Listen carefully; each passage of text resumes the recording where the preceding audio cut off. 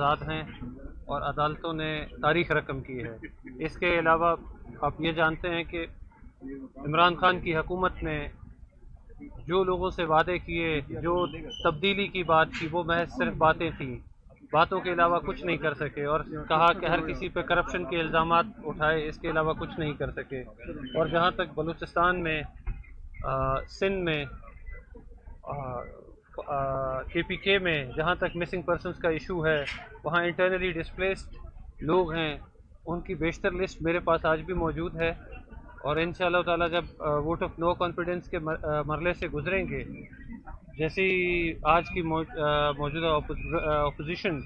وہ ڈاکیومنٹس مانگے گی تو میں ڈاکیومنٹس دوں گا، اور وہاں کے لوگ یہ چاہتے ہیں کہ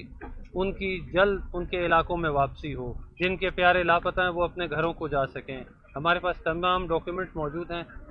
ہم شہباز شریف صاحب سے بھی اور تمام لیڈر صاحبان سے شیئر کریں گے، اور انشاءاللہ جلد امید رکھتے ہیں آنے والے وقت کے وزیر اعظم شہباز شریف صاحب سے کہ جلد وہ قوم کو اس پہ خوشخبری دیں گے۔ میں شکریہ۔ دو باتیں کر لوں جی، ایک تو آپ کا